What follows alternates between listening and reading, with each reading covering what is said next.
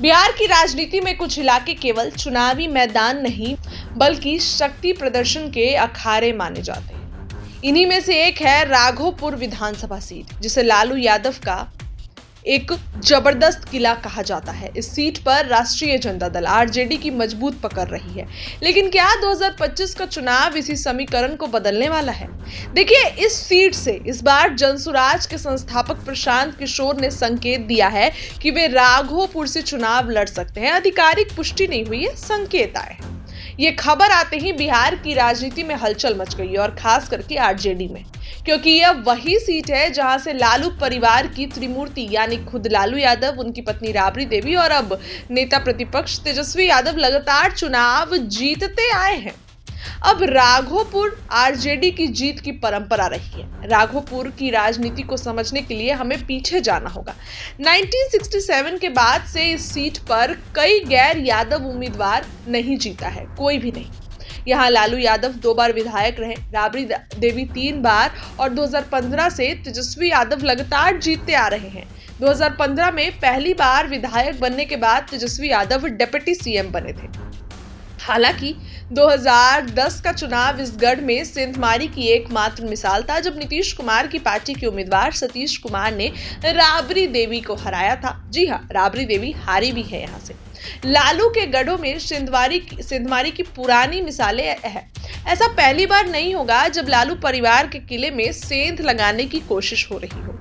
इतिहास अगर उठाकर देखें तो सारण लालू यादव ने यहीं से 1977 में पहला लोकसभा चुनाव जीता, लेकिन बाद में उनकी पत्नी राबड़ी देवी को 2014 में, लालू यादव के समधी चंद्रिका राय को 2019 में और लालू यादव की बेटी रोहिणी आचार्य को 2024 में इस सीट से हार का सामना करना पड़ा, जबकि लालू यादव यहां से खुद जीत चुके हैं। पाटलिपुत्र सीट लालू यादव खुद यहां से 2009 में लोकसभा चुनाव हार गए। इस लोकसभा के अंतर्गत आने वाले दानापुर विधानसभा क्षेत्र से लालू यादव विधायक रहे हैं। उनकी बड़ी बेटी मीसा भारती भी 2014 और 2019 में चुनाव नहीं जीत सकी। हालांकि 2024 में उन्होंने इस सीट से जीत दर्ज की।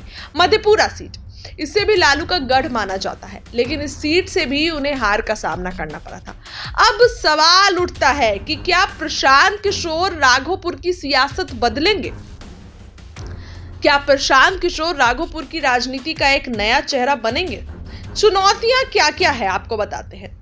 देखिए, राघोपुर में गर्व है। राघोपुर के लोग हमेशा से वहां आरजेडी के लोगों को जिताते आए हैं। जातीय समीकरण प्रशांत किशोर के खिलाफ है। यादव बहुल क्षेत्र में 1967 से कोई गैर यादव नहीं जीता। दूसरी चुनौती, राजद के पास मजबूत कैडर बेस और परिवारवाद की गहरी जड़ें। तीसरी, तेजस्वी यादव की पकड़ पिछले 3 चुनावों में मजबूत रही है। अब मौके कितने हैं? 2010 में नीतीश कुमार की जीत दिखाती है कि समीकरण बदल सकते हैं। जी हां, राबड़ी देवी हारी थी और नीतीश कुमार के प्रत्याशी सतीश जीते थे। प्रशांत किशोर का अलग राजनीतिक अंदाज उन्हें बढ़त दिला सकता है। अगर एनडीए या अन्य विपक्षी दलों का समर्थन मिलता है तो मुकाबला रोचक हो सकता है। अब आप सोचेंगे, एनडीए कैसे? बी टीम बनके। प्रशांत किशोर ने हाल ही में कहा था कि उन्हें राघोपुर से तेजस्वी के खिलाफ लड़ने का सुझाव मिला है। अगर वे इस चुनौती को स्वीकारते हैं तो यह चुनाव बिहार की राजनीति का सबसे बड़ा मुकाबला होगा। क्या 2025 का राघोपुर चुनाव लालू बनाम प्रशांत किशोर का नया राजनीतिक अध्याय लिखेगा, या फिर आरजेडी एक बार फिर अपनी परंपरा को कायम रखेगी? आने वाला वक्त इस पर से खुलासा करेगा। अब देखिए, प्रशांत किशोर को अगर बीजेपी का साथ मिल जाए, एनडीए का साथ मिल जाए, तो प्रशांत किशोर चुनाव जीत सकते हैं। ये चर्चाएं थी कि बीजेपी की बी टीम प्रशांत किशोर है, तो अगर बीजेपी के तरफ से थोड़ा पुश मिल जाए तो प्रशांत किशोर तेजस्वी के सामने आएंगे और जीत के जाएंगे, और राजद की राघोपुर गढ़ जो सीट कहा जाता है वो हाथ से चली जाएगी। और अगर प्रशांत किशोर दूसरे सतीश जो राबड़ी देवी को हराए थे वो बनते हैं, तब भी राघोपुर की सीट प्रशांत किशोर के नाम होगी। लेकिन अगर प्रशांत किशोर हार गए तो मात्र एक और चेहरा राघोपुर की सीट से बन के रह जाएंगे। लेकिन तेजस्वी यादव जिस तरीके से मेहनत कर रहे हैं, थोड़ा मुश्किल दिखाई दे रहा है प्रशांत किशोर।